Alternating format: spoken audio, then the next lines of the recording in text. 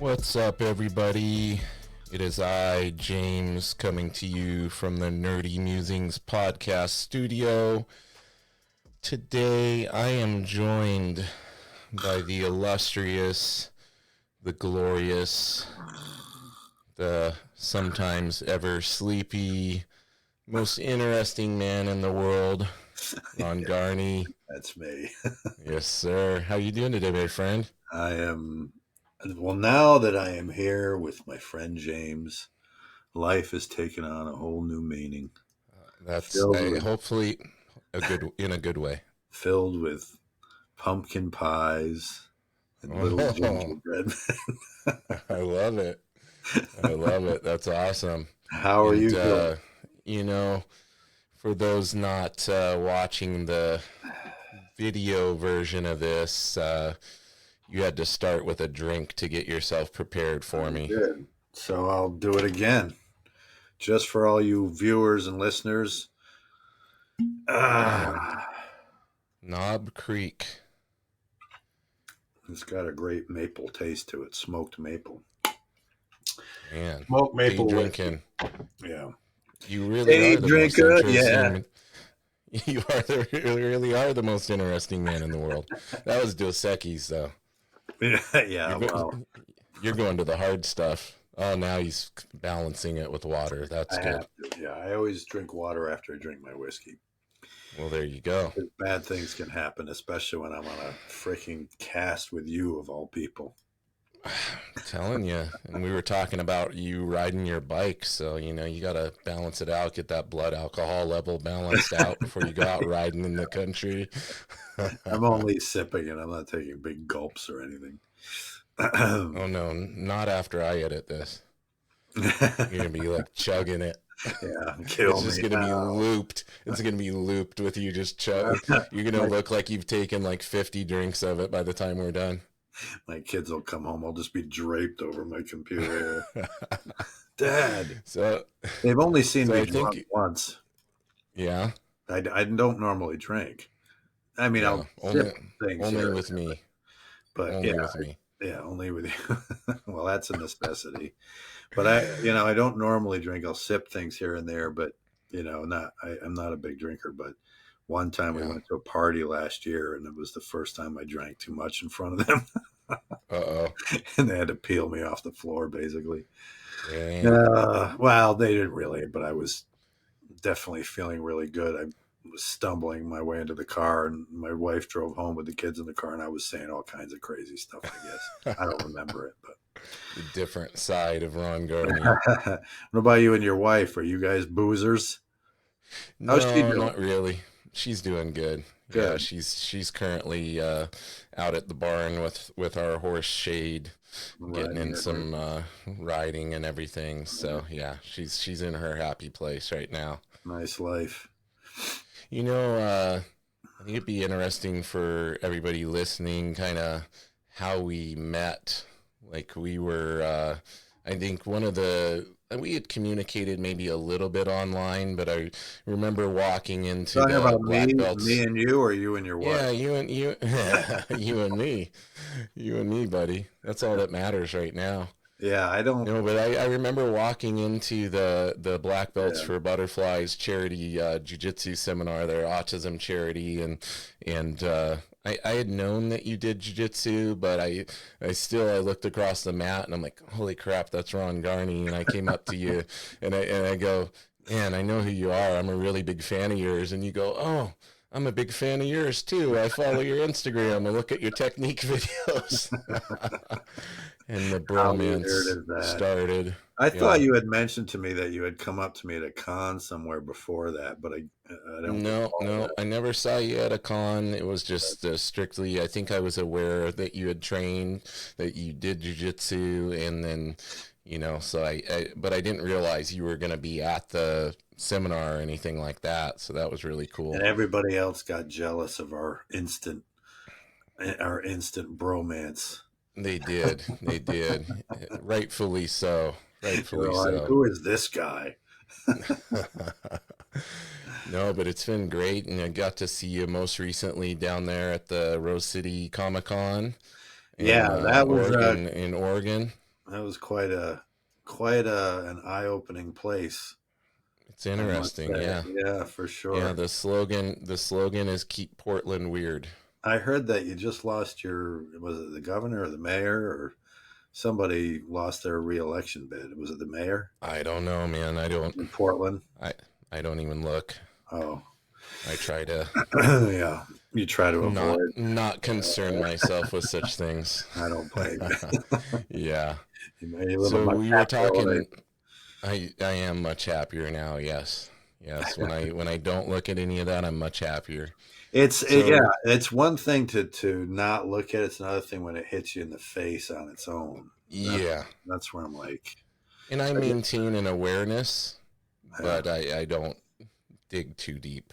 yeah, But when we were down there, I think you had just finished up your part of your run on Berserker, correct? And then you were getting ready to start up on another section of it or yeah. something. I'm trying to So what was remember. that? Last October or something or Yeah, September? Yeah, yeah. I had finished yeah, up. Well, I had finished up the first Berserker run way back in January. right. And then I was just doing cons and commissions and things like that, things on the side. And I was waiting on a script that I didn't get till much later. I was supposed to get it in the fall, and I didn't get it till this last February, I think, and I didn't get my contract settled with Boom until February. So I'm working on it now. It's a 48 page one shot with Keanu and Matt, and I'll be finished with that probably in another month and a half. And Nice. I'm coming out to San Yeah. Diego. Oh, you're doing the big one. Well, Boom asked me to go just recently, so we could do Okay. promo stuff for Berserker. Like we did Nice. last time a couple of years ago. We're going to be doing Hall H again. Hey, sweetie, come here. I want you to say hi to my daughter. This is Big Jim, and this is my son over here. Come here, you guys. You're Lean down. nice. Can you see him? Yeah, lean down. Yeah, yeah, I see him. Hey guys. I think I Tristan. met your son when I was out there the last time. Oh, he was probably much smaller. Much younger. Much younger. Yeah. Yep. Good to see you guys. All right. Can I have a little money? Oh my god. This You is a see? podcast Yeah, first. Open exactly up what that it's like. wallet, buddy.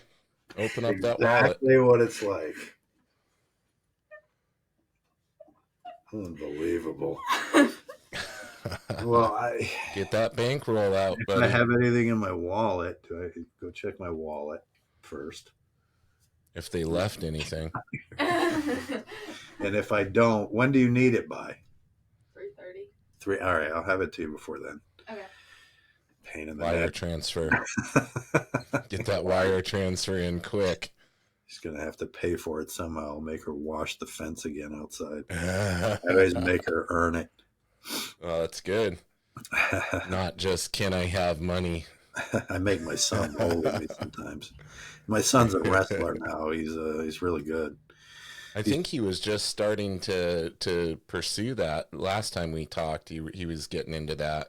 Yeah, well, I had him boxing for a while, and then last fall or something, I guess the coach or the security guard at his high school, because he's got, you can't tell on this thing, but he's got, he's kind of jacked, big arms, he's Right. muscular, and Just like his dad. Yeah. yeah, well, yeah, he's bigger than I was when I was his age, Yeah. but he's jacked. And the security guard said, "Oh, you should try out for wrestling." And so he mentioned Tristan's name to the wrestling coach, and the wrestling coach I used to roll with. So he's like, "Oh my god, Oh, I know your okay. dad," and so Tristan, he asked him to join the team, and he did. And so he's been in it since last fall, and he loves it. Now I have him doing privates with this big wrestler dude who's like, Oh, nice. Olympian guy.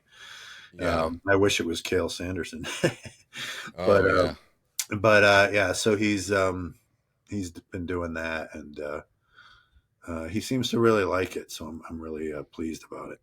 And it's Good. the whole Keep him. team thing too, because he's out of the house, gets him out of the house, Yeah. he's with friends, and he's I can't stress enough the importance of that for kids. for young people and teenagers to not be sitting in a room, on their phones, Yeah. basically, and on video games and things like that. So this was the best thing for them, especially on the heels of COVID, where Yes. everybody was cooped up at home, and the country, the world was insane for a couple of Yeah. years.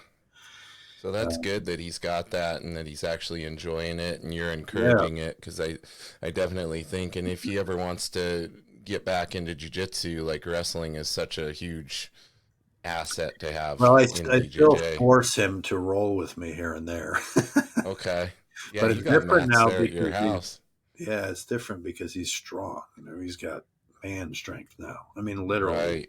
I'm like, holy shit! And it was weird how it happened, seemingly overnight. Because he Yep.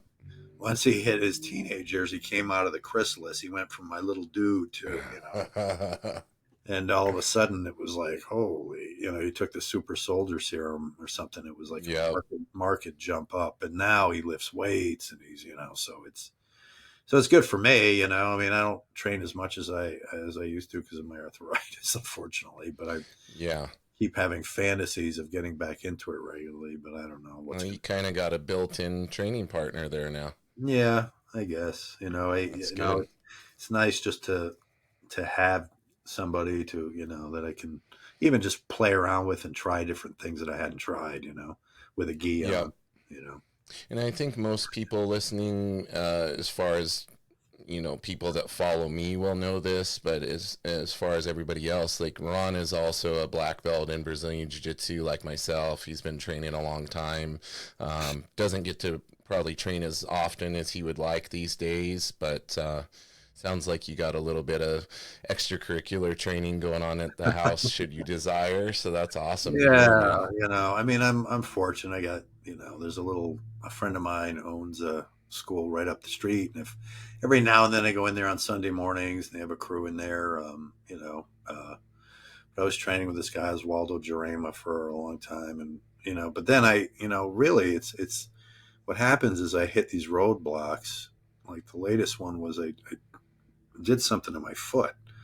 Like I Uh had, all of a sudden I started limping and limping, and then I went to use a shovel to dig a hole, and then uh, my whole bone cracked in my foot. Like it was like a oh. Ooh. crunching sound, and I couldn't even walk on it, and it swelled up. And I thought I had a fractured tarsal bone, and so the doctor thought, and so there was nothing he could really do. He said you have to just ride it out and see what happens, and it's gotten better, but it still hurts. And that has That's the been thing. it's been like 4 months, and so I tried Yeah. training at Oswaldo's. He opened up a new gym. I tried training there, and it was difficult. And So with like feet and hands, it's always like get these weird things, and it's just like, yeah, oh yeah, you got to just rest. yeah, Don't do anything. I Yeah. know, and it's And frustrating.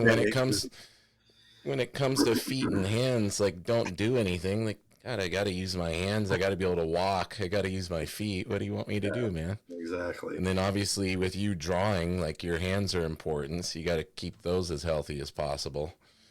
I'm no spring chicken. That's for sure. How old are you now? Well, I'll be 47 this year. And when I saw you, it was 2014 at the thing at that. Gosh, was it that long ago? I think so. I think it I was think like it 10 years was. ago. Oh my Well, God, I saw you that's crazy. twice because I saw you the first time, and then I saw you another time. We all went out to dinner. We took I think the pictures sitting first on time, it. You were I sitting on my think lap.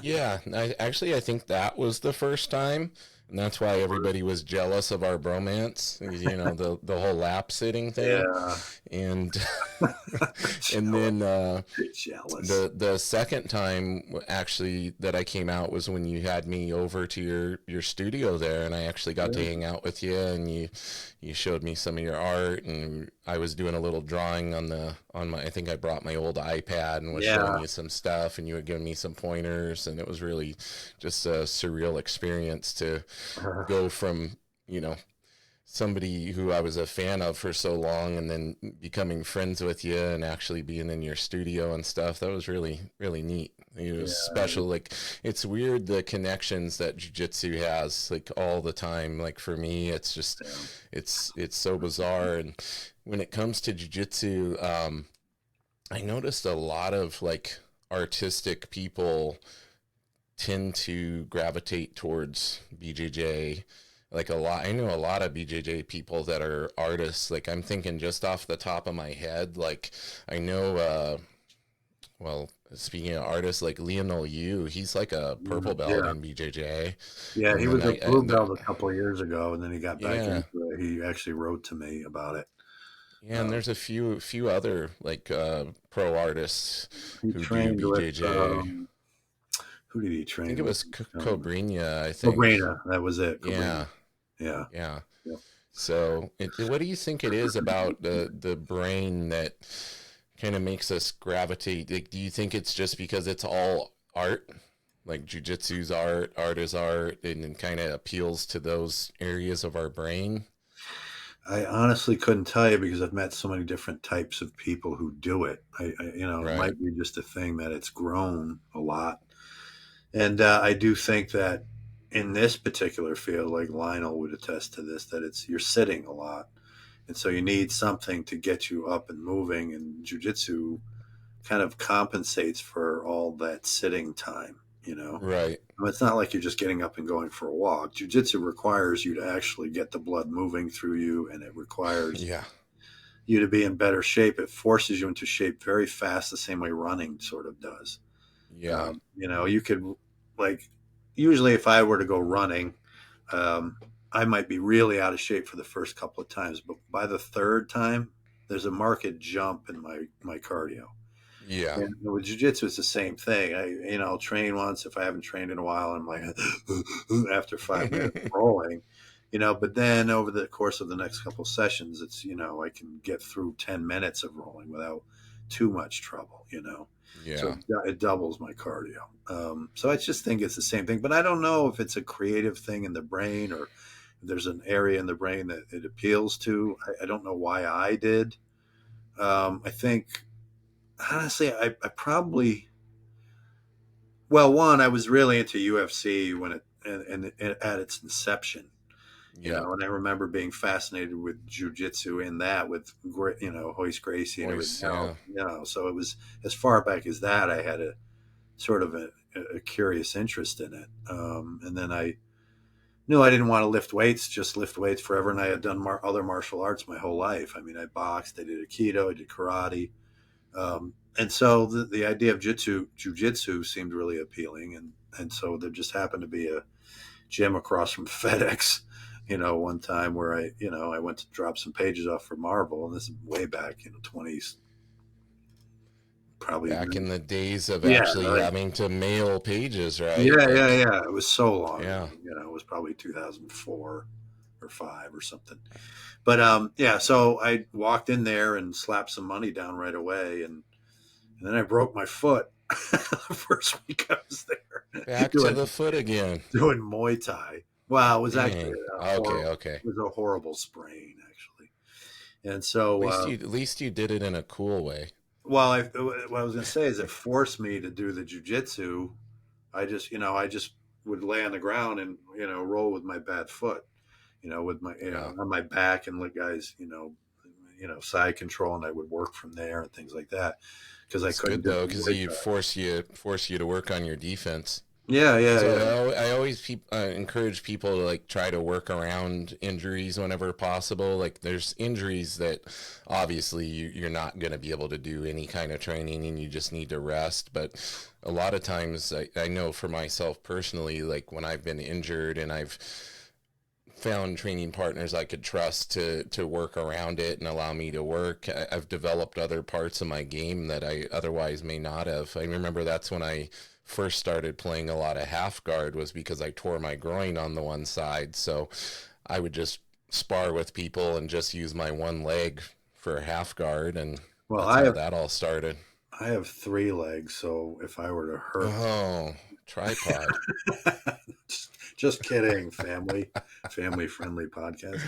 Ah, No, so I know what you mean. I actually like most of the time to start from bed. A lot of times I'll just start and tell somebody to take my back because I just want to work out from the back, you know. yep, And wherever I feel like I might need work, or because to me, honestly, I'll be honest with you, I have more fun gaining positions and getting out of positions than I actually do submitting people. Or yeah, I same have here. more fun sweeping, pulling off a good sweep. There's something Yep, really satisfying about the technical mechanics of getting somebody up and off their feet and onto their back with just yep, the flick of a foot and like one of my favorites is just a standard sickle sweep because it's so effectively, the percentage yeah, rate is very high when people stand up, and if you don't hesitate, you can hit that very quickly. yeah, And there's just something very satisfying about it. As you get more advanced, it's very, very difficult to pull off, other types of sweeps and things like that. Some standard stuff, but that one in particular um, tends to work on anyone. yeah. If I you like any time I can. I think I'm the same way. Like I really enjoy like sweeps and things like that. Like obviously getting submissions is cool, but yeah.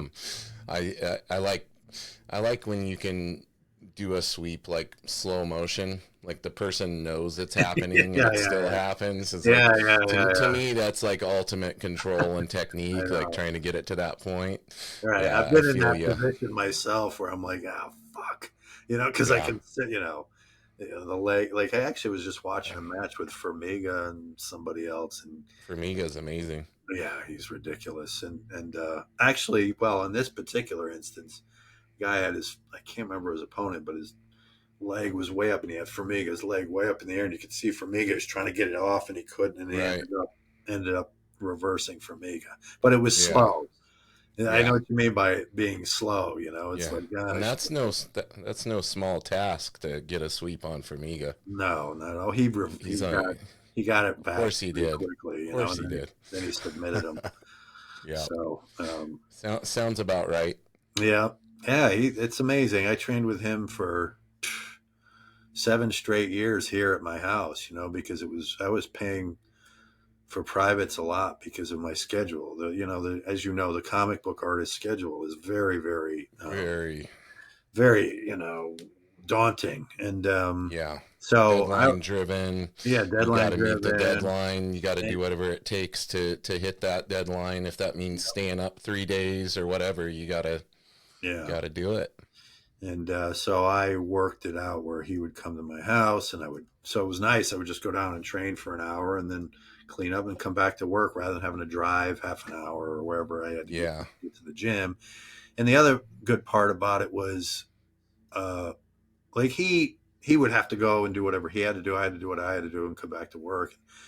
But when you go to the gym, it's a different thing. One, because you have the whole social atmosphere there, and it's very easy to get in conversations with people and lose track of time. Before you know it, you've spent 3 hours, 4 hours at the gym. You're Yep. training. You do the first half hours learning the techniques, and then you roll for an hour, and then you're sitting around. It's a kind of open mat, and then you're talking, and you take your time. Before you know, then you got to drive home. Before you know it, hours have gone by. Yeah. Here, it's like he Always. comes, knocks on the door. We do talk, and we roll, and maybe an hour and a half tops would go by, but I was getting the time in without losing all the other time on my schedule. And so Yeah. that was a big, big help in moving me forward with it and keeping the enjoyment level up, because I had easier access to it. Yeah, So, it's definitely easier when they can come to you and you can get that. yeah. Also, having that personal, like, having somebody in a private lesson can actually really help you dial in maybe areas of your game you're having trouble with, or help you if you don't know what areas you're having trouble with. They can, you Yeah. know, point them out to you. Like a good black belt can actually, roll with you and be pointing things out as you're rolling or right after the roll. Like, hey, did you feel what I did here? Like, you keep doing this. That's why I keep catching you this way. And it's just, Yeah. It's weird because it's funny because with Formiga, we just rolled all the Yeah. time. There wasn't a whole lot of instruction. Just You beat the know, crap out of you. at first, Yeah. I think I was a purple belt when I started with him. And then I caught him once, just on a fluke. I guess I knew Yeah. this move, and I caught. After that, it was on. It was like, okay, Yeah. and then it was like, okay, now I'm gonna kick your ass, pretty much. Yeah. But I kept getting better and better, and then it became a point where the only downside of it was that we knew each other's game so much that we ended up just not being able to do anything. So we Yep. were kind of rolling around, and there was so much defense that nothing was happening. And at one point, Yeah. he got frustrated and he started smacking me in the head. You know, so I smacked him back. Because we were laughing like, "What the fuck?" Yeah. Because if you are working just on with one style, and it wasn't like I wasn't going to the other gym, but I was putting the most time in with him. And the Yeah. same thing was with Oswaldo. I was working with Oswaldo a lot, and it was great training with him. But you start to rely on that one thing, and then you go so I remember I trained with him a lot, and then I wasn't training I was training maybe 2-3 times a week, and then but when I went to this other gym, I was doing things habitually from rolling with Oswaldo that the other guys picked up on Yeah. quickly. Like for instance, even with Formiga, like when somebody was passing my guard or trying to pass, if I felt they were actually pass, I would roll out and expose my back, right? And normally I could get back to my just by rolling and then sitting back and getting Hmm. back to my guard. But if you do that with somebody who, but like, but because of the way Formiga and Oswaldo moved, I knew how to time it. But with other guys, they did something different that I wasn't prepared for. Yep. I remember I got caught in a bow and arrow choke or something because of that. Yeah. I'm like, oh fuck, and I was like bummed for days. I hadn't been caught in that in years. Yeah. Like years. It had been, but it was this other black belt who was very fast, and he just Yep. knew what to do if somebody rolled out of that position. So, but That's the that's where cool you learn. thing. Yeah, Yeah. It yeah, keeps us on our toes, right? yeah, yeah, yeah, Always something to work on. yeah. Well, just to switch gears a little bit, back to a different art form. Um, you know, I always make this assumption that the listeners kind of know as much about the guest as I do, but some of your early start in art, as far as comic art went, you were more of like a kind of a fine artist before that, right? Like you had done painting and things like that prior to comic art. Yeah, I started out even in high school. I was going to be more of like a Frank Frazetta type painter, and I had all kinds of paintings that I had done, and that's really what I want to do, like paperback covers, like Boris and Frazetta and Michael Whalen, and guys like that. That's really what I love doing. And then I remember I went to college and I had all my paintings from high school and college, and I had them in a bin in the basement of my apartment building, and that got broken into. I came down there; they were all gone. All the paintings I did as a kid, gone. Oh man, It was heartbreaking. definitely.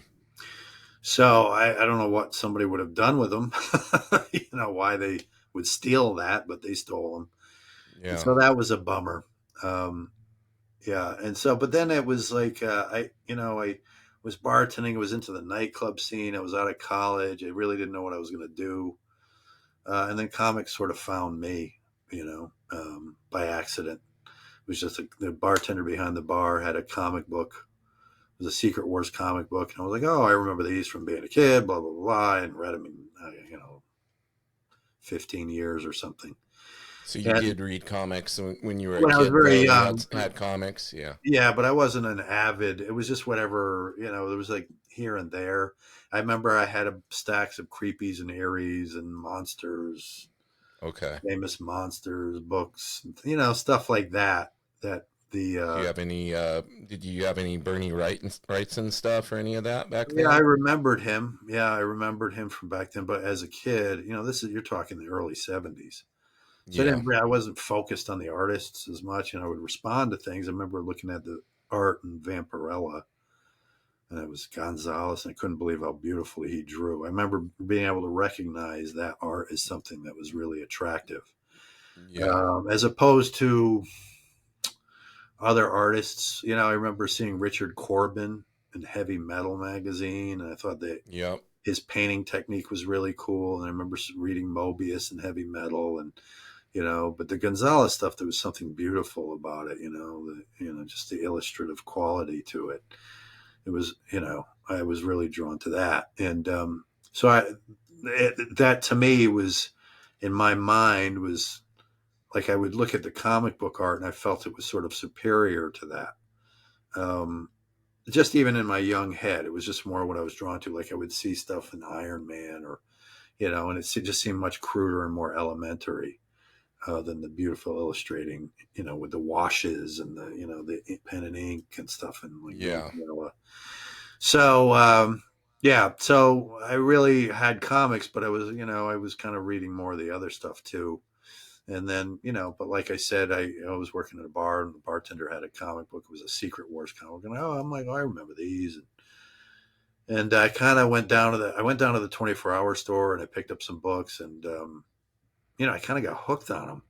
I was like reading them, and I'm like, man, this, it didn't even occur to me that I could do this for a living. And I was like, man, I should try this, because I was really into movies, and I thought maybe I'd get into movie making because of the storytelling, and this was a short form of all of that. It's like storyboarding and reading a story, and I got into Walt Simonson's Thor. That was the one that really hooked me. Oh yeah, that was like a game changer for a lot of people. Yeah, that whole thing, because I was into warriors anyway, and and I loved mythology, and the way he was writing that book. Like I read Greek mythology, and the Iliad and the Odyssey front to back. I was a big fan of it, and even the Bible I read front to back.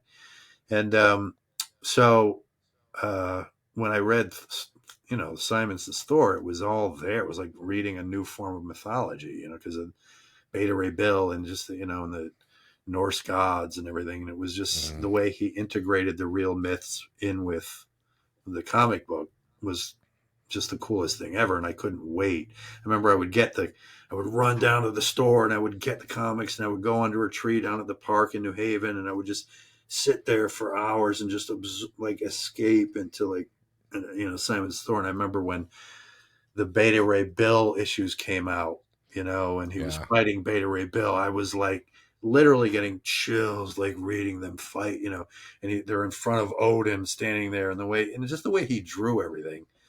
Like, Yeah, it's I remember amazing. Thor's calves were like big, and just the kinetic nature of it, and very Sergio Yep. Pope, sort of influenced. And I was just so into it. And, to this day, he's the only guy I gush over, and he knows it.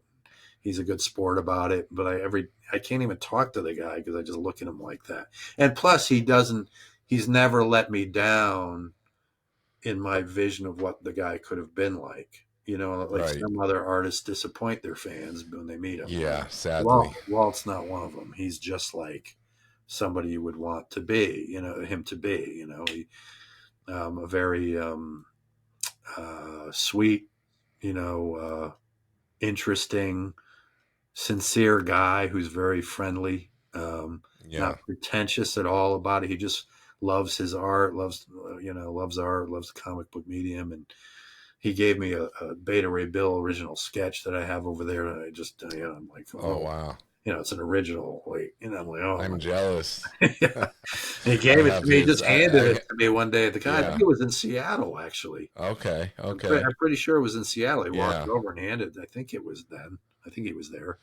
He just handed it to me, and I'm like, oh my god, are you kidding me? And it's just a sketch, but it's Walt, and it's Beta Ray Bill, and it's Yeah. I but have one of those IDW like artist edition books of all the Thor stuff with the original scans, and I just pour over that thing. It's so crazy, like just how amazing it is even they're to this just day. effortlessly loose, and it just Yeah. forms So these much energy and yeah, beautiful yeah. drawings. And so I was into that, and then I was into Byrne stuff too. That got me into it. I remember reading his FF, and there was a particular comic called Evening of the Witch, and the FF, I guess, are hiding out in Connecticut under assumed Oh, okay. identities. And Mister Yeah. Fantastic could change his face so he didn't look like Mister Fantastic. He looked like some other guy named Mister Smith or something.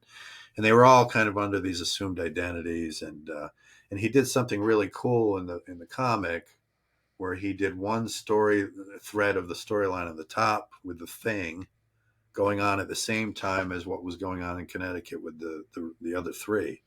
Well, with Reed and Sue, and I think Franklin was in it.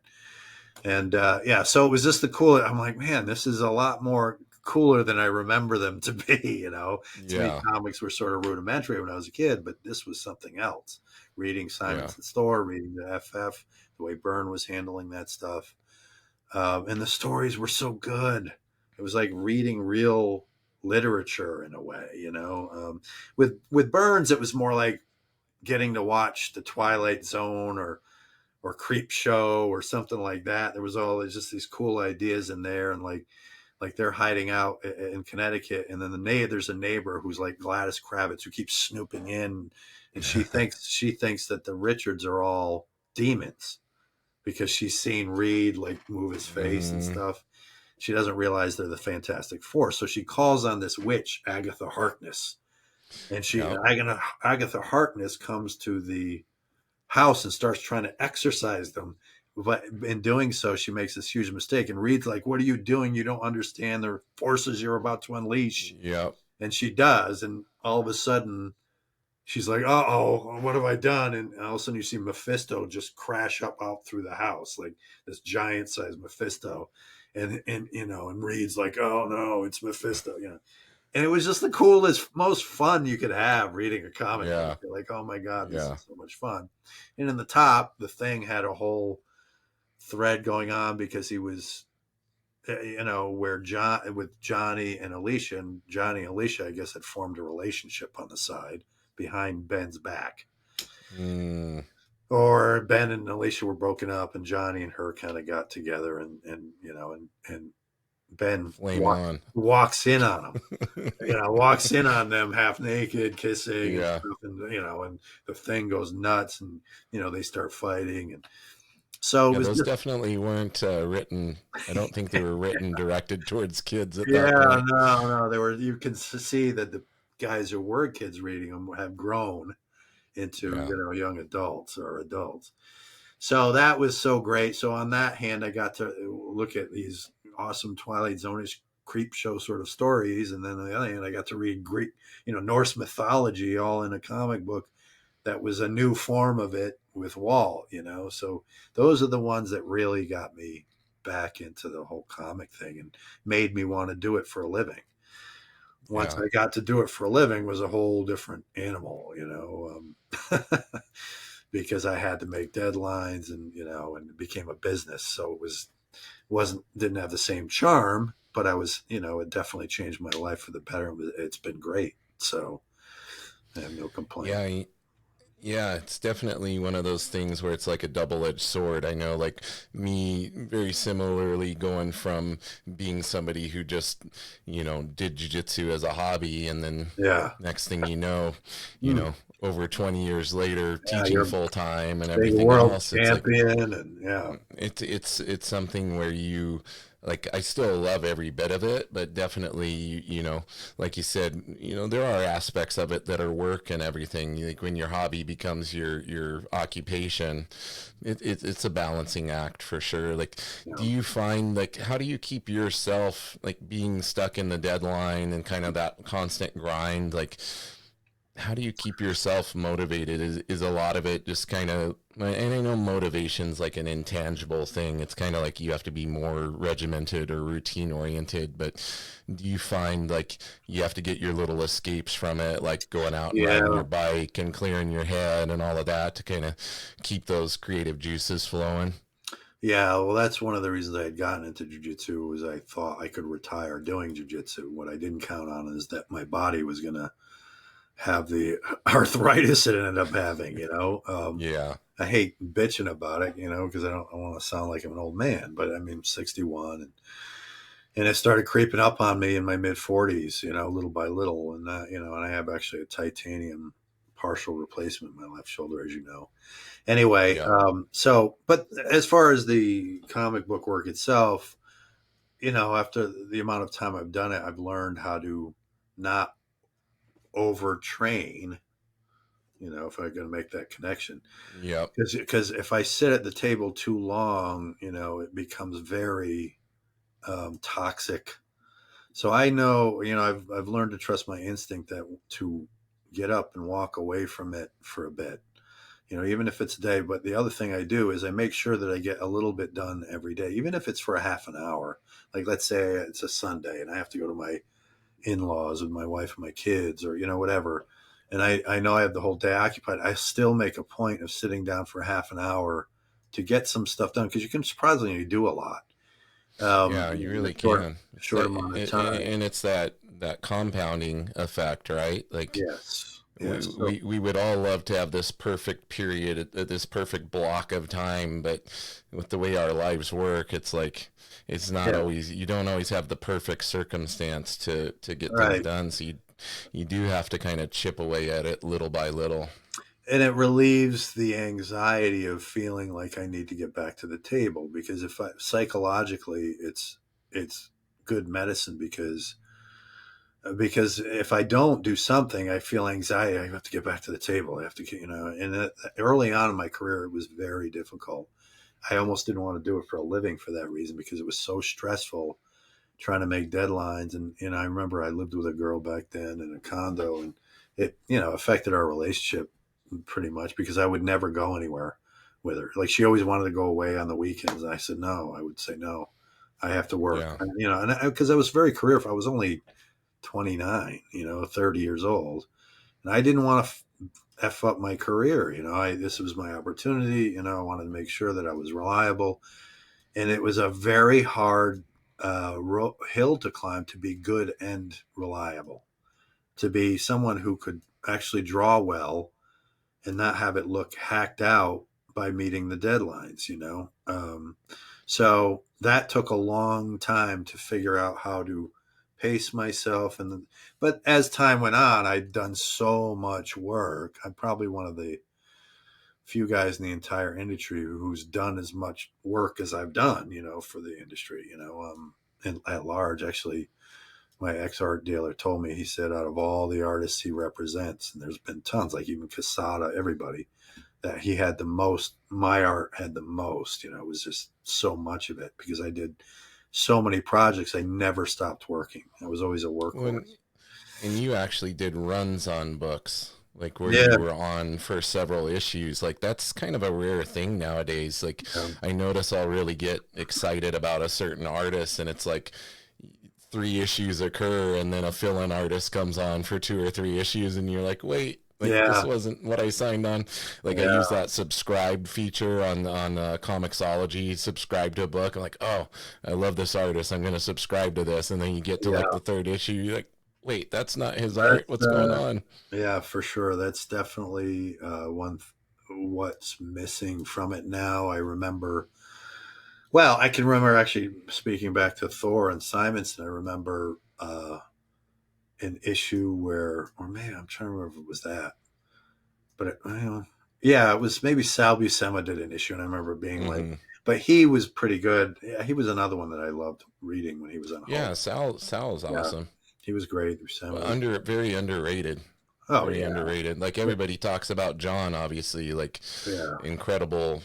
Like they say, the absolutely. Michelangelo of comics is the whole thing. But like, yeah, Sal is very very Oh, solid I too. love Sal. When I used to pick up. He was another one that I started picking up his when he was on the Hulk. It was just amazing drawing, and but you could clearly see the similarities between him and his brother, and the influence and with each other, So no matter, either one were great to look at. Sal was just more, actually more Walt like in some ways, Mm-hmm. where John was more, organic and classical looking. Um, but yeah, so I mean, um, I forgot where I was going with all that. We were talking about like people being on runs of books Oh and how yes, that's yes, not yes, yes. not something that we Yeah, really see, yeah, nowadays. right. It's hard to pick out somebody where you can go, oh, that guy's been on 20 issues Yeah. of Captain America or whatever it may be, Yeah, and and it's a shock to the system when you condition yourself to and you like somebody's work visually, the artist, and you open it up and it's a fill-in artist, and it's not nearly as potent or what you've come to read and expect, and then it interrupts your escape, each month, and it was yeah, hard to wait for a month in between them. And I remember that too. It was like, oh man, I just want to read the next one. And you wish it was a week later, but it was like 3, 4 weeks later, usually four yeah. weeks. And so that was a tough. That's why you had to buy multiple ones so you could read different ones in the middle of all that.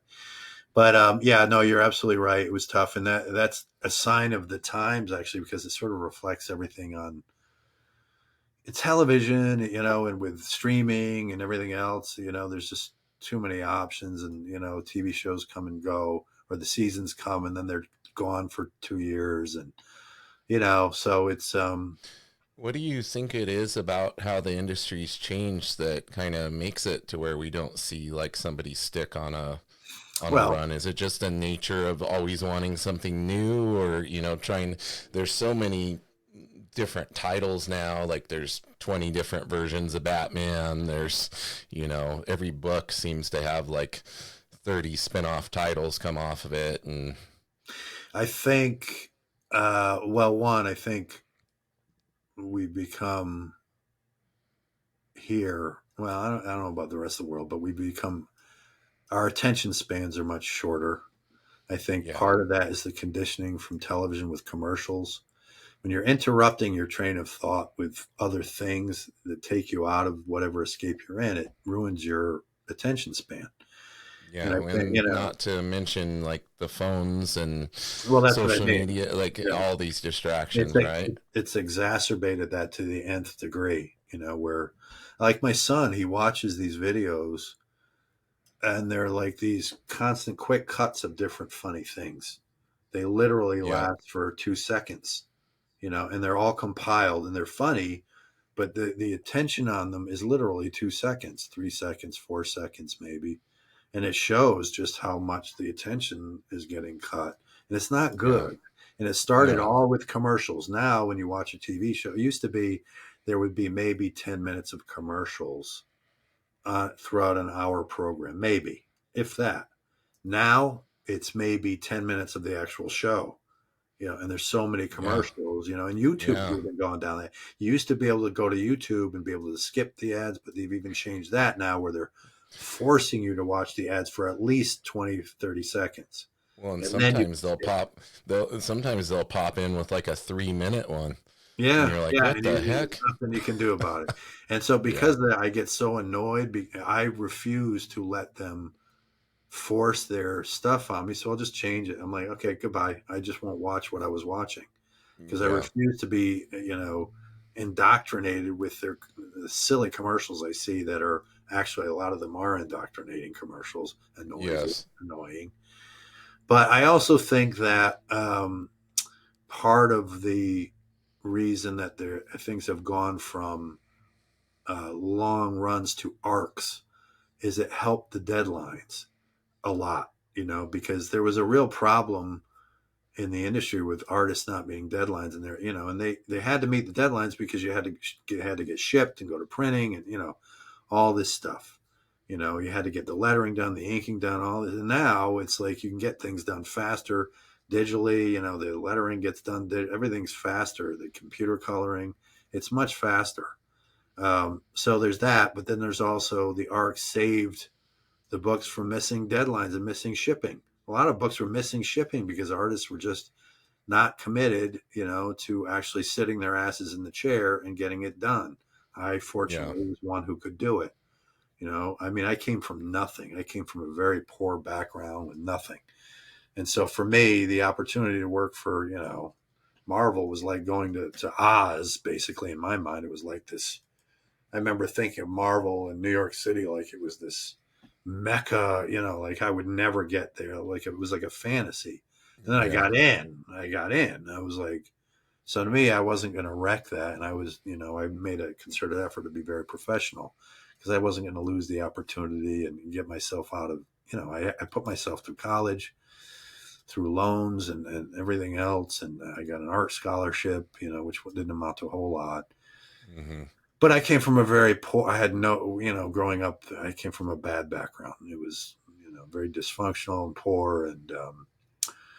And I had to get out of it, and I wasn't going to wreck it, wreck the opportunity I had. So I made sure I was pursuing. We're a lot of guys, they just, they want to be artists, prima donna artists, maybe, I don't know. Or they just focus on their style and taking 10 hours to do a perfect line around a figure, so they build it up. So it's this, but that's like doing a painting, you can't treat comic art that way. It's not the same as doing a fine art painting.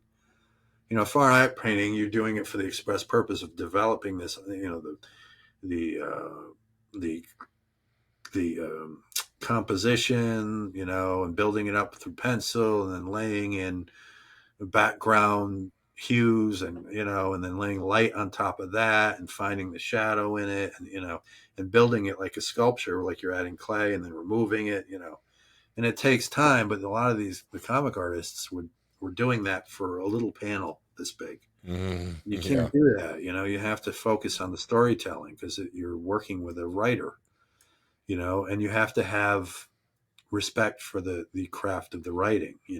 I don't have respect for the fact that the industry has sort of turned their, has given writers front and center on books, even Yeah. that artists have done major work on, and they don't even have their name on it alongside the writer. That's annoying. But I Yeah. You still, see that a lot now. yeah, I respect the craft of the writer, and I always wanted to give them what they put into the writing, and put it visually, give them back, and more if I could. So, Yeah. Well, going back to TV, it was interesting. Last night I was actually watching another podcast. It's called the Ink Pulp podcast, and it's oh Eric yeah, Canetti, Matteo Scalera, yeah, I know and those. I'm blanking on the other guy's name, but he's awesome too. But Yeah, they had Klaus Janson on there, and Klaus actually brought you up. He said he got to see you recently. I guess you guys got to go on the set of the new Daredevil show that they're filming, and he was yeah. talking about what a great guy you were and how much he enjoyed Oh, being around you. So that was really cool to hear. oh, well, that's very nice of him. Yeah, Klaus is one of my favorite people on the planet. Actually, he's very affable, humble, intelligent, sensitive, and we've had, the few times I've been able to spend with him, we've always had very deep conversations that had all of that in them. We talked about father figures at one point. We had breakfast together, Right. and he's a great guy, and it was just turned out, happily that he was there at the same time I was. So I walk in and he's sitting there. I'm like, oh, so we got toured around together on the Daredevil set, and it was phenomenal. I mean, even aside from Klaus, it was phenomenal to witness that, dude, Yeah. because they're using the character I created, for the show as the main villain, Muse. And it was Nice. weird to see the sets come right out of my brain into 3D world. It was So so. they're staying Oh really yeah, true to what you did on the book. and they were very excited for me to see the costume. It's exact, like, and they actually added one really cool bit where they made his shirt was made out of uh, painter's canvas, like it was canvas material, like an Oh artist, wow. but it's still exact to what I had drawn, and the blood coming out of his eyes constantly, which Oh was wow. influenced a little bit by Rorschach from The Watchmen. And, I just pictured, because for me, my thought was, well, he's a serial killer artist. So what better way to represent that but to have his eyes bleeding down to his bleeding artist heart? So it would always culminate on his chest around where Yeah. his heart was. So it was constant blood dripping down through here and culminating right here. So that was my metaphor for the bleeding heart of like Van Gogh or whatever, you know, even though it was his ear, but it had to come out of his Yeah. eyes. And plus, yeah. So anyway, and you know, they showed they showed me this area where he had his lair down in the tunnels underneath New York, and it was exact to what it was really strange. Like I was like, I can't even explain how weird it was to have me having drawn it. And I remember late at night trying to figure out how it was going to look and doing a camera angle from behind these pipes, sewer pipes, and you know, and then the height of the tunnel and the shadow, you know, and then walk in there and see that. It was like it just a very strange experience. And then I got to see the dailies from the fights with Daredevil and Muse and stuff, and it was really cool. Dude, really cool. that's so cool, But man. yeah, back to Yeah, your it original really surprised comment. me. I'm like, oh, it just surprised me. I'm like, here I am randomly watching this podcast because I'm like, oh, cool, Klaus Jansen's on. And like in the first 5 minutes, he's talking about Ron Garney. And I'm like, that's Well, that's surreal. very I'm going to nice. be Yeah, interviewing Ron tomorrow. it's funny because I feel like I embarrassed Klaus because I don't know, I said something to the costume designer jokingly. She said something like she was talking about getting um, more followers on Instagram or something, getting more notice on Instagram. I said, well, all you got to do is Yeah. take your shirt off and show your tits, and then you'll get more followers. Oh, no. Yes. And Klaus was There like, all goes right, that. it's time to go. Let's go, Ron. Can't take you anywhere. The Ron, no filter Garney. Yeah, I know. Why you, dude? It's so funny. Everybody says that. Actually, you probably have more of a filter on than people realize. Yeah, maybe. But a lot of people say that. Like, yeah, you get to know Ron. That's it. But it's not. I'm just joking. In my head, it's like a normal joke. Like it's a funny joke, you know. But Did you do your smile too? Your what? smile that people think is you like Oh sneering no, at no, them? no. Yeah, no. I've been more. Yeah, I do that less now because I'm so conscious of it. Ever after I realized what was going on, like like my neighbor drives by Yeah. and I'm like that, and in my head I think I'm smiling, like, "Hey, what's going on?" Yeah. And then I'm like, and he looks at me, he goes like that, and then gets out of his car, like, you know, I'm like, "What the?" I'm like, "Fuck you," you know. And I'm like, "What? Why? What is it about me that's making people look at?" And then I just smiled at myself in the mirror, and then I realized it, like, Yeah. it's the look on my face. I did not. It's not what's going on It's inside just your face. my Sorry, buddy. It's just your It's just your face. face. You have that You face can't help it. that people hate. People You love have a it. you have a face made for audio podcasts. Well, Klaus likes it at least. Yeah, there you go. That's all that matters, really. Yeah, no, Well, Klaus is like I said. I meant everything I said about him, and you know, I've told him he's one of my favorite people. He's just a great guy. And we did have a ball. You know, yeah. we got to see. We met a couple of the actors, like John Bernthal and Vince It's D'Onofrio. another jiu-jitsu guy. Yeah, I met him. Uh, Yeah. and a couple others, you know, a few other people. We didn't get to meet the guy who plays Daredevil there, Charlie Cox. Charlie Cox. Yeah, because Yeah. he had just taken off to go to lunch, and you know, so with that we were like, oh man, would love to have met him. But I was yeah, so bummed one year at Emerald City Comic Con. Two of my jiu-jitsu students who are police officers, they were actually running the security for all the celebrities, and I usually don't really go over to the celebrity areas where they do all the signings and all of that. And they were, I went and I caught up with those guys, and they go, "Man, I wish you would have come over yesterday. Like, we hung out with Johnny Bernthal all day. Like, he's really into jiu-jitsu, and we yeah, wanted to introduce you to him. He yeah. was like super cool." I'm like, dang He it, the one is. time I don't go over. He's a very cool guy. He's was very enthusiastic. You know, when I told him, you know, that I was the artist on Muse and who I co-created it with Charles. And he was very enthusiastic and nice. Seems like just a real sort of eccentric, nice dude. You know, Yeah, really, he has a really, good really good podcast that actor. he does Yeah, too. Yeah, really good actor. Yeah, I really enjoyed him in like Fury with Brad Pitt. You know, Yeah. I've seen a few of the things Yep. he's done. So, um, yeah. Well, So I wanted to. I know. So I know that you've got a daughter that's waiting for you to open your wallet, and it's I don't funny you want to would keep say you that. too long. I was waiting for her to come in. I'm like, look, because I got to get some Because I know cash you out. said 3:30. You told her. But what I wanted to close up with is I wanted to give you an opportunity to kind of talk about what you're currently doing. I know we touched on it a little bit that you're working on that. I think you said it was going to be like a 42-page Berserker Yeah, I think it's book. 44, 48 pages. Okay. I'm about halfway through it. I'm not quite. But that's what I'm working on. And then after that, Matt and I, we had a meeting on Easter Sunday about a Skype meeting about doing the next Berserker #2, the sequel, and what we were going to do with that, because we Nice. really don't have much of a story yet. And I came up with some crazy ideas that we might get to use.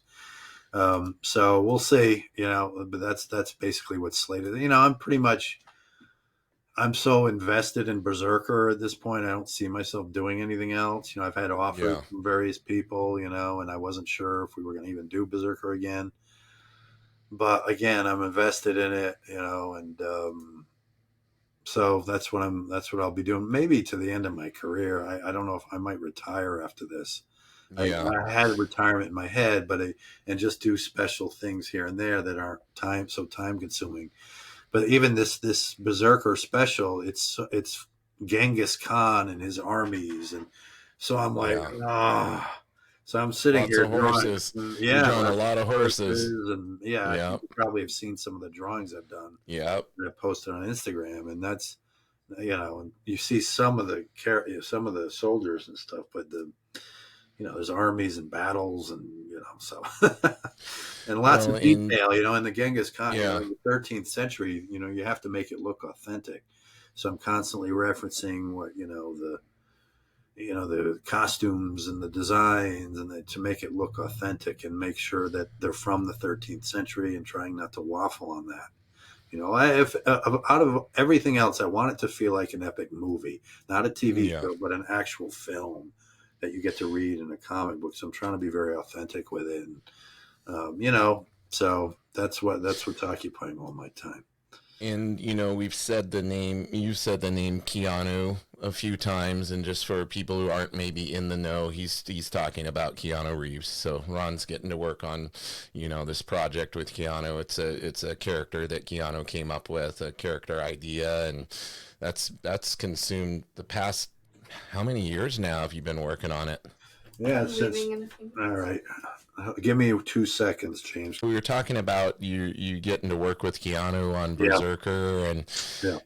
man, what's that been like? I mean, it has to be pretty cool, like to, get to work with somebody. Obviously, like we all know who he is. He's a huge celebrity, like. But I've always heard these stories about him just being this, humble, down to earth dude. You see him on the videos giving people his seat on the subway and all of that, and he's a creative guy. Obviously, like he came up. Like, do you know? Is he a comic fan? Like, has he been a comic fan since he was younger? I would assume if he's coming up with a comic book idea that Well, he, he claims to be. I mean, he says he's been. I don't know yeah, how extensive that is. It might have been just maybe even more than I ever was. Like I mentioned, I didn't even like. It was odd to me when I got into the business how much of the lore some of these writers knew of comics. Like it was like I have no idea yeah. who 90% of the characters are. Because You're I like you friggin' nerd. That's what you well, were I like. just You, I you just didn't guys are a read bunch of them. nerds. Yeah. So, but Keanu's talked on interviews about and brought up certain comic books and comic strips that he liked. So, I mean, I just have to take him at his word. He says he read them, Yeah, like Frank Miller and Wolverine, and some other things. So, that iconic stuff. yeah, I guess he brought up a couple of like one comic I had never heard of. I think he might have mentioned Love and Rockets too. I don't remember, Oh, but okay. it was in an Yeah. interview, and I don't remember the exact. I do not remember him saying Frank Miller and some Wolverine stuff. Yeah, but it's already been over 4 years now. We've been working. Wow. It's a long time to work on a character and with a person, and Matt and it's going to be another few years. It's going to be better part of a decade by the time it's all done, probably. Yeah, and I heard Then the it's movie and all yeah, that. I was gonna bring that up. It's like there's supposed to be a movie, there's supposed to be like a live action series or something, Yeah, and maybe a cartoon, or I've heard it's all going to be sorts of rumors. it's supposed to be a live action movie and then an anime Okay. series. With so done in the anime animated Yeah. style. So but that What, I haven't heard much about that lately, so I don't know um, uh, so what that could the potentially lead latest to is. even more work for you Well, I if don't know it's about work. I mean, I don't know if I'm going to be working on it. I don't well, know potentially what capacity. getting your input. Yeah, I'm I would sure assume. it would be nice to see them maybe match my style a little bit. Yeah, stay kind of true to how you've portrayed the character would be cool. Yeah, I don't know that. Well, I do know that Keanu doesn't want the main story in the live action film to be just like the comic because that's already been done. But I Right. don't know if I agree with that to a point. I do think that you should have some of it be some of the source material, from the story a bit, because there's a origin there and everything else that should be told in the movie. Yeah. But it's his baby, and I've told him that it's his baby. I'm not, I'm there to facilitate what his vision is, and I add my input. I'll have more input actually on the second time around towards the story. The first story was kind of already in the works by the time I was asked to do it. There was actually a whole other artist before me. Well, first Oh, they were going okay. to, I guess, first Raphael Grandpa was. They asked him, and then they hired this guy Alessandro Vitti, and then it didn't work out for whatever reasons. I mean, that's their business. Gotcha. So, but he drew the whole first issue. Oh, damn. Yeah, and they actually had some of it on Bleeding Cool, and they compared mine with his, and it was this whole thing, Yeah. um, which they like to cause trouble. It looks like. They love to do that because it gets more engagement and clicks. And Yeah, yeah. yeah. It seemed like they were pitting us against each other, kind of. I was going to say trying to create a rivalry that didn't Yeah, actually exist. Yeah. exactly. So, and I didn't know anything about the project, and it had been going on for like over a year before I got involved.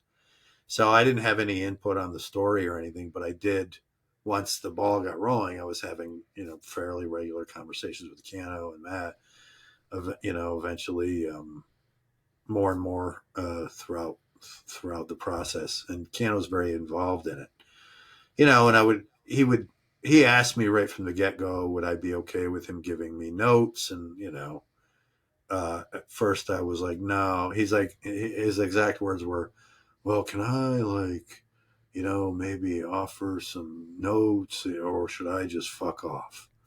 I'm like, yeah, just fuck off, I said. Yeah. Yeah. And I'm like, no, of course, I'm kidding. I've been doing this long Yeah. enough that I don't, it's okay to tell me what you think, obviously.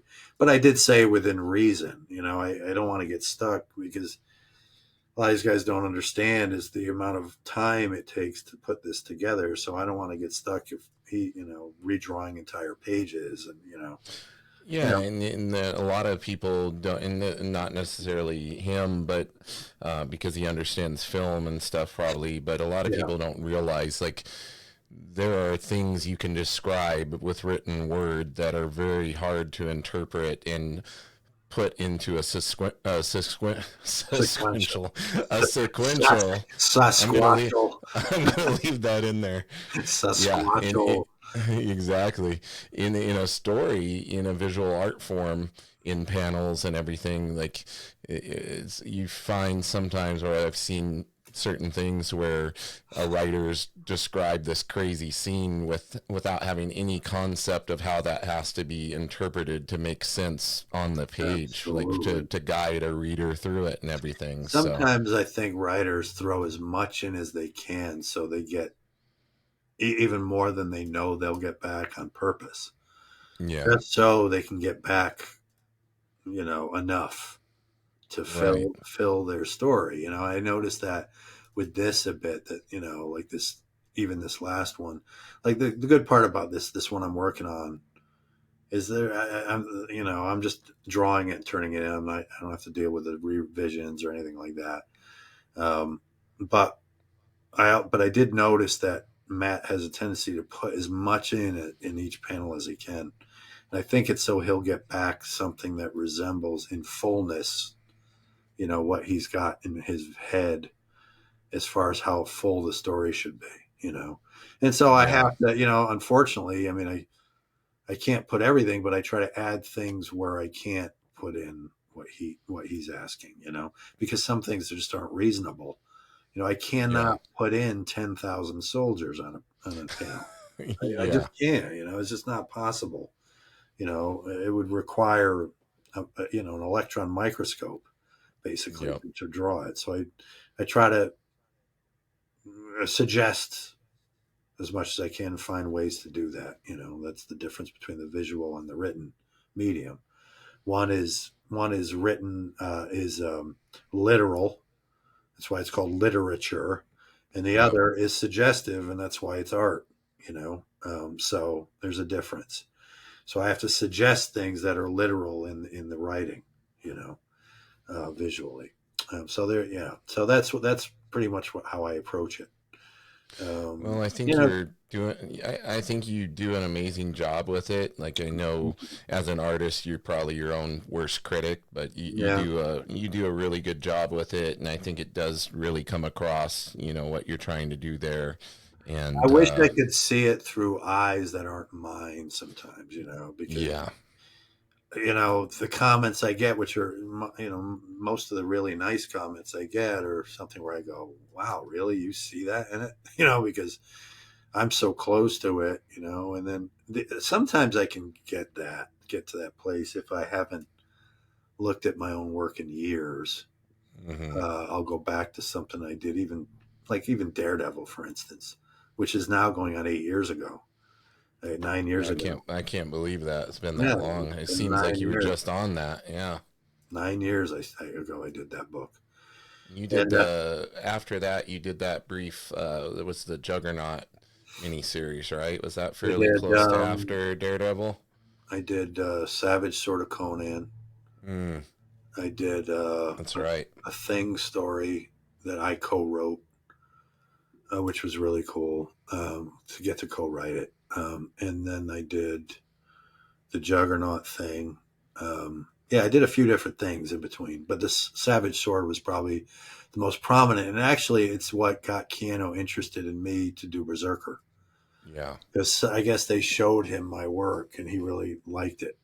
So because when they first approached me about him, they said, "Oh, we're doing this book with Keanu Reeves, and he really loves your work." And I'm like, "What?" I'm like, "What are you talking about? Like Keanu Reeves, the actor?" And I'm like, "Okay." Well, I'm like, "Well, I Well, didn't hear that from him." yeah. But it turns out, the way it was laid out to me was like he was a big fan, like he was a comic fan. He loved my work, but it turns out he loved my work from what he saw on Savage Sword Right. when they were looking for another artist. Well, it's So interesting because you've had such a long career, and in your style, you really made a big switch with the Daredevil book. I think, yeah, well, I like think Men of Wrath influenced that. Minarath for sure. Yeah, That was a that's style where change, but I was really. you went like full into it into that Daredevil stuff, and ever since. Yeah, What was the impetus of that? Like what kind of inspired that creative shift? Was it to keep things exciting for you, or just try something out that you hadn't really done? Like I see some little bit of Frank Miller in it with some of the light and shadows and things. Like were you pulling from stuff that inspired you, and you're like, Man, I just want to mix it up a little bit. I'm sitting here drawing all day. Yeah, honestly, there was no direct lifting of anything. I didn't even look at anybody else, but Just kind of happened, huh? it just happened. It's like you could say, yeah, you saw a little bit of Frank Miller. That's true. I guess, I would say there's probably some Mazzucchelli-ish stuff in there. Um, maybe. There's definitely some JR in there, maybe. Yeah, I can see the JR. Yeah.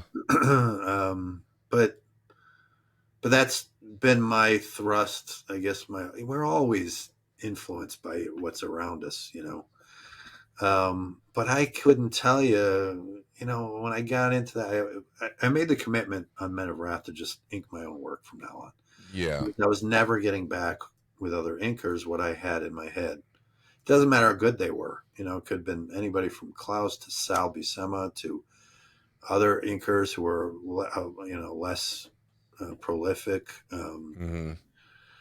But I would never, I worked with Bill Reinhold on Spider-Man, and they're all great. There's nothing Yeah. wrong with them as inkers or artists themselves. It's just, but when you're doing that, you're never getting what's really you completely. It would be So like when you, Charles Schultz drawing Peanuts with a different inker wouldn't be Charles Schultz. yeah. So when you So did Men of Wrath, you inked yourself and were heavily involved with the story and everything. Like that was, you think some of the tone of the story kind of influenced your style as well? Like that for was a pretty sure, dark. it That was was a pretty dark. dark story, right? Yeah, it was dark and violent, and it just so happened I was really hooking into.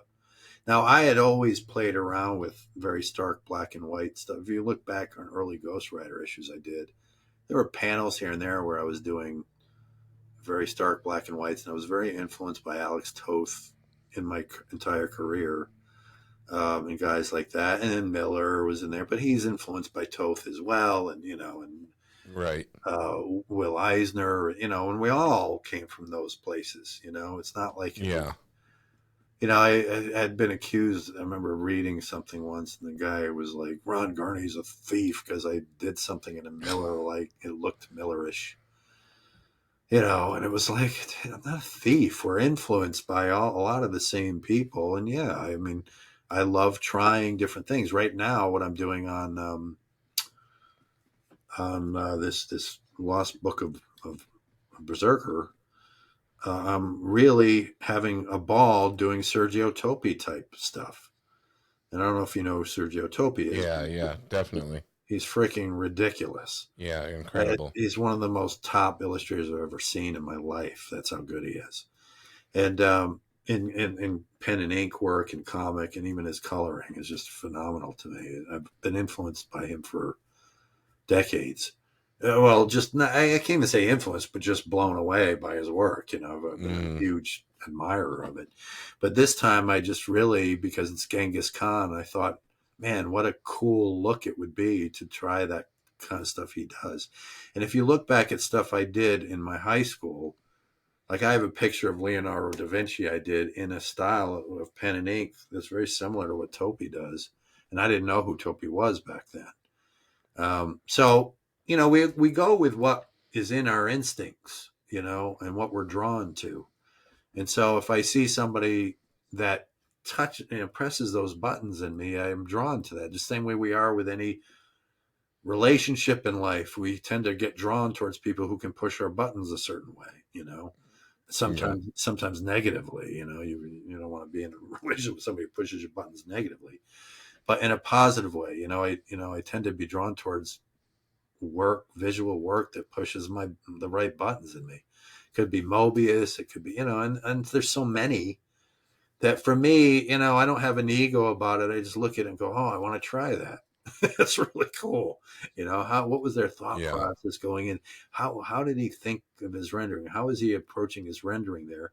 And the only way you can really understand it is to do it yourself. We learn by doing, as people have said. But the only way you can really understand somebody's work, is to try it yourself. you don't want to try to be that person, but you try to use the technique and the thought process behind the technique. And that's what I'm doing right now. I did it on Silver Surfer with Mobius. A few issues I was really experimenting with it and, trying to get the thought behind it, and that's how you kind of are really influenced by somebody, not just by saying you're influenced, by actually getting in there for real and getting rid of your ego and being, uh, uh, submit yourself to it, to their process, to their vision, and to really try to focus on it and understand what they're doing. And then your own work evolves. That's how you stay evolving.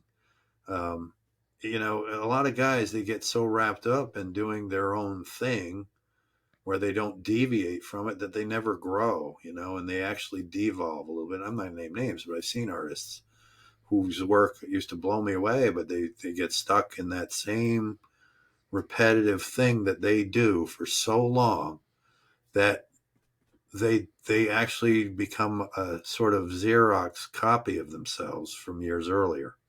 They don't realize it, to them they're still doing it, but styles evolve and change over time. Everything evolves and grows, and if you don't do that with your work like nature does, you will eventually be cast aside, um, naturally by the evolutionary process, because you are no longer, uh, you know, a fitting piece to the evolved, the new evolved thing. So I try to, get rid of my ego. Nature doesn't really have an ego about it, So I don't think in terms of, oh, I want my style to be better than everyone else's. I just have fun. I go in there and I try to have a ball with, figuring something out. Like right now, I'm on a Topi binge because I just want to figure it out. And maybe that's where my ego is. I don't know. I mean, if I were to analyze it, I'd say, okay, well, in my head, I'm going to figure that out, because, Right, right. I'm going to get to know what that is, you know. And so that's how I approach my work. And it keeps me from getting bored too easily with my own stuff. It stops me from being bored because I have to figure something out. If I'm going to sit here, I want to figure something out, not just the storytelling, but the actual process of how it builds up the three dimensionality from there. And that's fun to me, and maybe because of that, it translates to other people because they go, well, I thought Garney was this. Well, I thought he was that. No, wait, Yeah, what's this he's doing? everybody wants to put you in a certain box, right? Yeah, they do. They really do. Yeah. And the one box I definitely noticed that I get put in is action artist. I started writing a movie script and I presented it to some people, and they weren't into it because it was more of it's action in it, but it's more of a love story centered around jujitsu Oh, okay. in New York City, and a plumber. There you It's go. this whole story I came up with. I don't want to say it; somebody will steal it. Yeah, yeah. But anyway, so and I have Henzo in it, and I was going to ask if I could ever make it into a movie, I would ask you to be in it, and all these friends and people I know from the jiu-jitsu. Yes. I'm Yeah, verbally committing right now. yeah, and it would be great, and I know that there's never been a great movie like that. It's a Yeah. fictional thing centered around that, and it has a bit of Old Boy in it, and a bit of Karate Kid in it, and some of the story, and Romeo and Juliet. And there's all these. It's a mix of all these things, but they were just not into it. So because they said, we're looking for Ron Garney's action, and the kinetic energy. I'm like, yeah, but that why would you just want that, that's Yeah. pigeonholing me, and that's not, I'm not going to be pigeonholed, so I'm going Because to start. everybody's looking for that instant dopamine hit. Yeah, and that's, the minute you give into Speaks. that and become Yeah. what everybody else expects you to be, that's when you start to die. you know that's when I you think yeah. and That's definitely, you're a wise man. oh, thank you. Well, it's just I definitely think we could use a little more philosophy in our thought processes in life. It would help culture and help instead of all Right. the superficial nature of everything now. There are no good philosophers left in the well, you do have some, but nobody pays attention anymore. People are so wrapped up in the immediate Yeah. gratification of Right self. back to yeah, right back to what we were talking about, kind of that social media Yeah. instant gratification mentality. And there's no self Speaking, awareness. yeah, no self-awareness. I'm not that. I, If anything, I'm more yeah. self-aware. I'm too self-aware in a way, and that's why I'm focused on other things. But go ahead. I was going to say, speaking of social media, we need to make sure to let everybody know where they can see your work. I think Instagram's kind of the main place that you probably Yeah, post the most often. I go in spurts with it. I'm not. Some guys post every single day, and they post every pencil line they do. And I just can't do it. Again, I use it as the tool that I find is necessary to use it for. And sometimes, like, I posted my motorcycle this morning because I just love my motorcycle, but Yeah, but but again, it's the ego thing. I really make efforts to keep that stuff contained because I find it distasteful.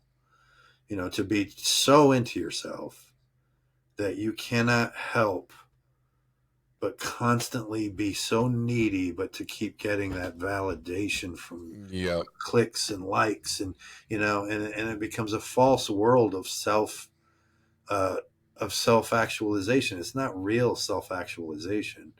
They yeah. think it It's is. definitely it's kind of, I mean, it's a huge Yeah, because narcissism thing. self actualization comes from self awareness.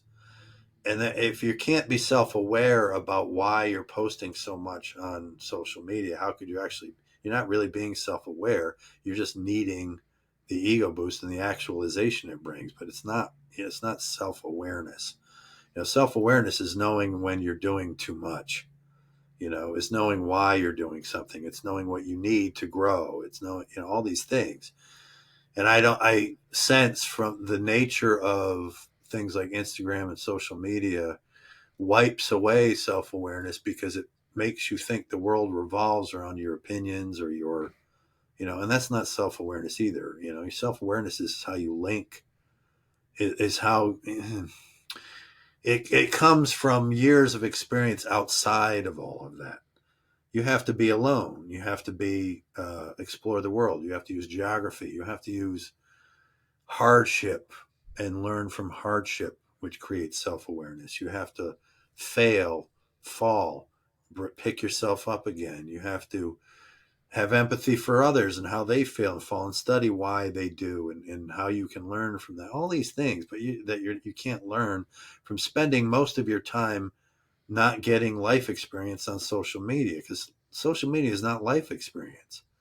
All it is this televised sort of box where you're and you're immersing yourself in other people's opinions, but you're not getting life experience from it. You're Yeah, watching other you're people's.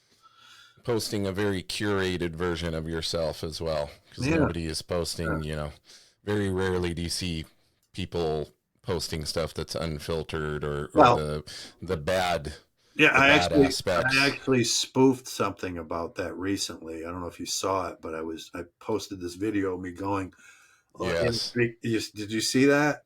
Yeah, and And then I wrote, everybody was worried about you because they don't understand your humor.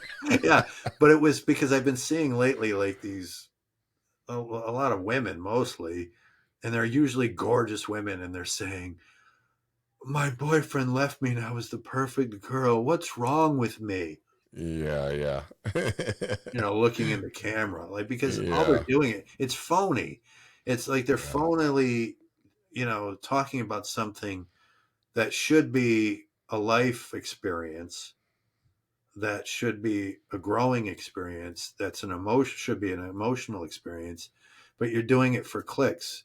So that's how Yep. bad it's gotten, where they're Yeah. actually using that as a technique to get the same narcissistic rush Yep. from seeing clicks and likes, but you're not And to get, really yeah, experiencing get it. that validation, right? Like It's so fake. the ones that kill me, and people used to do this on Facebook, like before Instagram was really popular, and they would post it, we would call it vague booking. It'd be like a picture of them in a hospital bed and no caption or anything. Yeah. And then everybody would, oh, are you okay? What's wrong? It's like, or the, person posts, oh, I'm so ugly or whatever. And Yeah, it's and they're like a not. curated, filtered photo. And then everybody's telling them how beautiful they are. Yeah, and how often are you driving down the road, like going like this in your car, Yeah, and there's a camera filming you, and they yeah. post. I mean, it's ridiculous. It's like, my God, we're losing these last couple of generations in a terrible way. That this is what they Yeah. think is life is about. And I don't know if there's anything you can do about it, because this is just what is available. What I teach my kids is the opposite. I keep them away from that stuff on purpose. I mean, they do engage in it somewhat. I don't let them on Facebook or Yeah. Instagram. My son watches those split-second TikTok things or whatever they are, because they're Yeah, yeah. funny. And I sit and I actually laugh at them too, because it's like watching the Three Stooges, just people Yeah. falling over stuff, or, and it's quick cut after quick cut. So it's funny. So I let them do that, but everything else I don't, because I don't want them to grow into shallow vessels that are open, that are whores for the social media, uh, whore masters that are trying to turn you into empty vessels that they can, turn you into consumers of that Yep. and nothing else, with no individuality, no life experience, nothing to carve away character in you. You need character. And the only way, again, self-awareness and character is built from experience, geography, hardship, all these things that mold you. These things you can learn in jujitsu, really. Jujitsu kind of teaches that a Yeah. bit, because you go in there and you get your ass kicked, and you're not as tough as you thought you were, and you have to self-reflect on why. And it can have a bad effect. Some guys become egocentric about it, and they want to smash everybody because their egos are, even black belts. I gotta say, dude, it's like, and I don't know if you've experienced this, Yeah. because you're so big and you seem pretty indomitable. But at my age, I've noticed a huge difference in my ability to keep up. My knees are less stable, and I'm not as fast.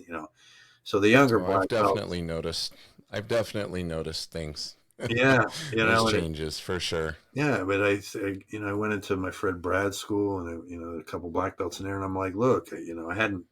It was 100-degree day. I wanted to just go easy, and they, oh yeah, yeah, yeah. It's always, oh yeah, for sure. And as soon as they slap hands, 30 seconds in, the minute you start getting what they think is an upper That's hand, what I was gonna say. Yeah. it's like they're like, Yeah. you It's always let's go easy until you start doing well. And then it's on. exactly. Yeah, and I'm not even trying to do well. I'm just doing the move and whatever. Yeah. And and it's like they're so panicked about losing, to this, Yep. the higher ranked black belt. And you've got Yeah. a target on your head. Doesn't matter. I don't care who it is. Yes, sir. And if anybody says it doesn't exist in the black belts, bullshit. It does.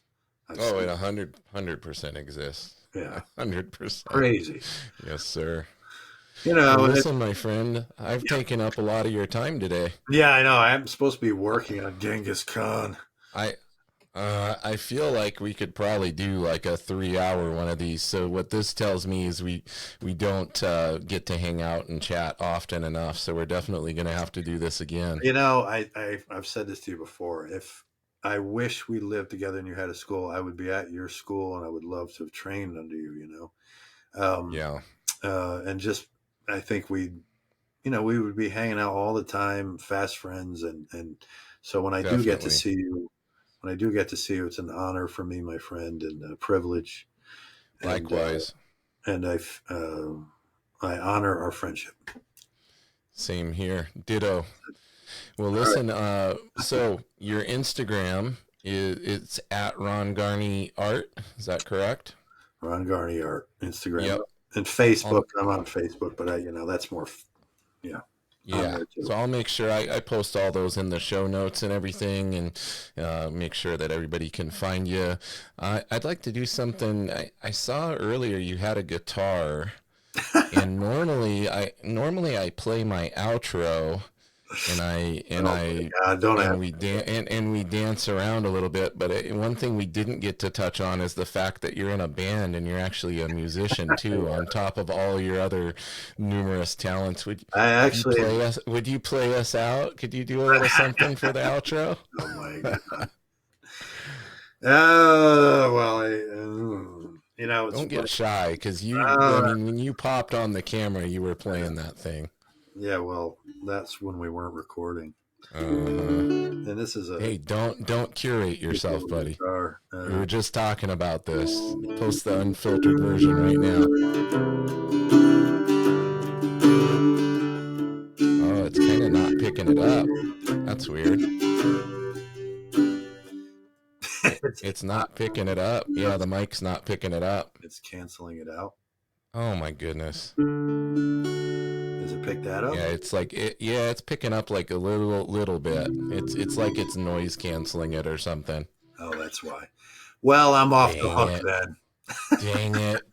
Well, I'm gonna play my outro, and you won't be able to hear it, but I still want to see your dance moves. I mean, we do. If I had my piano here, I'd play you a piano concert. But there you go. Yeah, you've seen my piano. Well, I have seen your piano. My peen.